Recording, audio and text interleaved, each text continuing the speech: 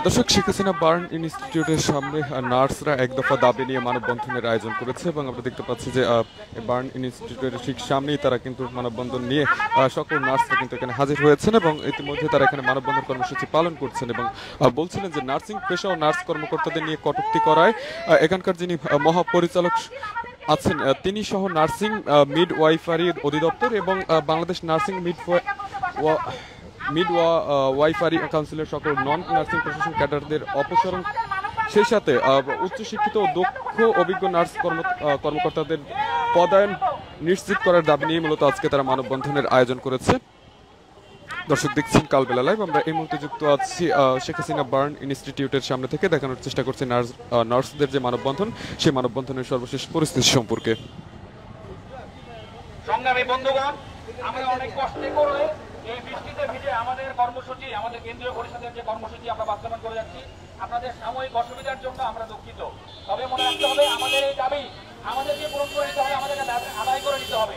আমাদেরকে এই আমলারা, এই স্বৈরতন্ত্রের, এই ফ্যাসিজম সরকারের যে আমলাতন্ত্র, ফ্যাসিজমের যে প্রেতাত্মারা, দর্শক, আজ সকাল 11টা নাগাদ আমরা দেখতে পাচ্ছি যে এই বার্ন ইনস্টিটিউটের, জাতীয় বার্ন ও প্লাস্টিক সার্জারি ইনস্টিটিউটের সামনে এখানকার যে নার্সরা রয়েছেন সেই নার্সদের পক্ষ থেকে এক দফা দাবি নিয়ে মানববন্ধনের আয়োজন করা হয়েছে এবং সেই মানববন্ধনে ইতিমধ্যে এখানকার সকল নার্স কিন্তু আমরা দেখতে পাচ্ছি অংশগ্রহণ করেছেন। আসসালামু আলাইকুম সংগ্রামী সকল নার্স সহকর্মী বৃন্দ,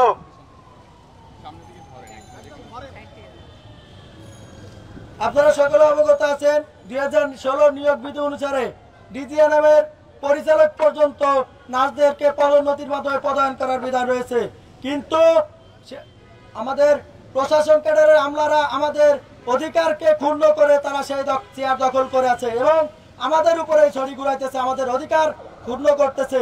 আমরা সকল পর্যায়ের প্রশাসন ক্যাডারদেরকে হুঁশিয়ারি দিয়ে বলতে চাই যে আমরা আমাদের নার্সদের চেয়ারে উচ্চশিক্ষিত দক্ষ অভিজ্ঞ নার্সদেরকে পদায়ন হিসেবে দেখতে চাই এবং বিএনএমসি রেজিস্ট্রার পদে একজন নার্স রেজিস্ট্রারকে রাখার যে নিয়ম নীতি রয়েছে, সেই নিয়ম নীতিকে উপেক্ষা করে, নার্সদের দাবিকে উপেক্ষা করে প্রশাসন ক্যাডারদেরকে পদায়ন করা হচ্ছে। আমরা এর তীব্র নিন্দা ও প্রতিবাদ জানাই। আমরা সকল স্তরে সমগ্র বাংলাদেশের নার্স সংগ্রামী ভাই সহকর্মীবৃন্দদের বলতে চাই, আপনারা এই মানববন্ধন কর্মসূচি সফলভাবে সম্পূর্ণ করুন, ইনশাআল্লাহ জয় আমাদের আসবে। ধন্যবাদ সবাইকে। ধন্যবাদ মাহফুজ। আমরা এই কর্মসূচির মাধ্যমে, আপনারা জানেন আমাদের সারা দেশে 64টি জেলায় আমাদের কেন্দ্রীয় পরিষদের এই কর্মসূচি একযোগে পালিত হচ্ছে। তো আমাদের এই কর্মসূচির মাধ্যমে আমরা আমাদের মাননীয় স্বাস্থ্য উপদেষ্টা, সর্বোপরি আমাদের প্রধান উপদেষ্টা আছেন, তার দৃষ্টি আকর্ষণ করতে চাই। আমরা আপনাকে বলতে চাই, অবগত করতে চাই, আমরা এখন পর্যন্ত একটা অহিংস এবং কনস্ট্রাকটিভ আন্দোলন চালিয়ে যাচ্ছি। আমলাদের একটা অংশ চাচ্ছে আমাদের নার্সদের মধ্যে একটা অসন্তোষ তৈরি করে আমাদের মধ্যে আমাদের বিশৃঙ্খলা তৈরি করতে চাচ্ছে।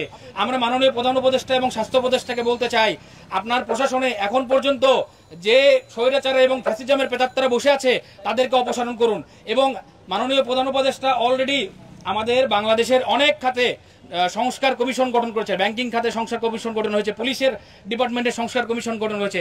এরই আলোকে আমাদের নার্সিং সংস্কার পরিষদ গঠিত হয়েছে। আমরা নার্সিং প্রফেশনে সকল যৌক্তিক সংস্কার চাই।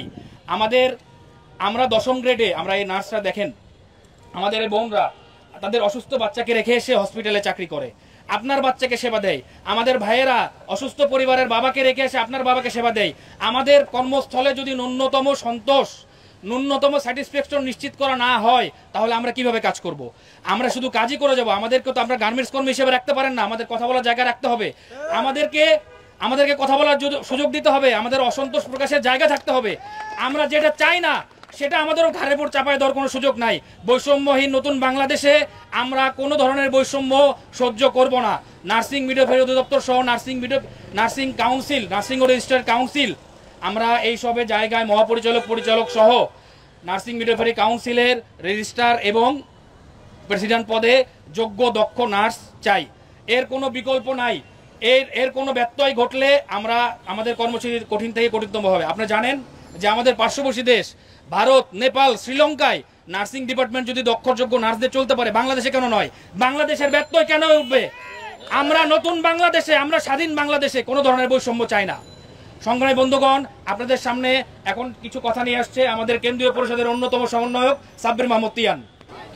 সংগ্রামী নার্সবৃন্দ, আপনারা জানেন নার্সিং ও মিডওয়াইফারি অধিদপ্তরের ওই স্বৈরাচারী মহাপরিচালক গত 9 সেপ্টেম্বর নার্সদের নিয়ে যে কটূক্তি করেছে, তার প্রতিবাদে সারা বাংলাদেশের নার্সরা জ্বলে উঠেছে এবং নার্সদের এই এক দফা দাবি যে নার্সিং ও মিডওয়াইফারি অধিদপ্তরের মহাপরিচালক, পরিচালক সহ নার্সিং ও মিডওয়াইফারি কাউন্সিলের রেজিস্ট্রারের পদে আমরা কোনো প্রশাসন ক্যাডার দেখতে চাই না এবং এই সকল পদে আমরা দক্ষ এবং যোগ্য নার্সদের পদায়ন করতে হবে। এই এক দফা দাবিতে আমরা গত কয়েকদিন যাবৎ দীর্ঘ আন্দোলন করার সত্ত্বেও স্বাস্থ্য মন্ত্রণালয় এবং সরকারের সংশ্লিষ্ট কর্তৃপক্ষ আমাদের এই দাবি পূরণে কোনো আশ্বাস দেয়নি, যা অত্যন্ত দুঃখজনক। এবং আমরা শুরু থেকেই এই আন্দোলনের সূচনা করার পর থেকে নার্সরা তাদের যৌক্তিক দাবি আন্দোলনের সমগ্র দেশব্যাপী আজকে প্রত্যেকটি জেলা, উপজেলা এবং বিভাগীয় সকল হসপিটালে আমরা এই মানববন্ধন কর্মসূচি, শান্তিপূর্ণ মানববন্ধন কর্মসূচি পালন করে আসছি এবং সরকারকে এটাই জানিয়ে দিতে চাই, আমাদের এই এক দফা দাবি যদি বাস্তবায়ন না হয় তাহলে পরবর্তীতে আমাদের পর্যায়ক্রমে কঠোর কর্মসূচি ডাক দিব আমরা।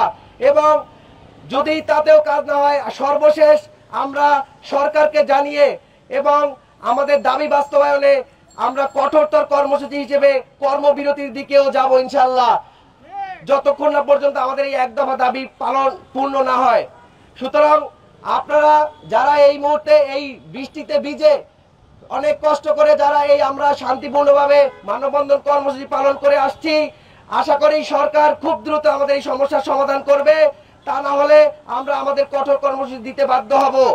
সুতরাং সমগ্র নার্সরা আজকে যে অভিন্ন দাবিতে সমগ্র বাংলাদেশে এই আন্দোলনের ডাক দিয়েছে, এই আন্দোলনের অংশ হিসেবে জাতীয় বার্ন ও প্লাস্টিক সার্জারি সকল নার্সরা আমরা একাত্মতা পোষণের মাধ্যমে সবার পাশে থাকবো শেষ পর্যন্ত। তো আমাদের এই এক দফা দাবি পালনে আমাদের দেশব্যাপী সবার যে আন্দোলন সংগ্রাম আজকে হচ্ছে, আমরা এই আন্দোলনের মাধ্যমে আমাদের দাবি পূরণ করার মাধ্যমে নার্সদের দীর্ঘদিনের যে আশা আকাঙ্ক্ষা এটি পূরণ করব। অসংখ্য ধন্যবাদ।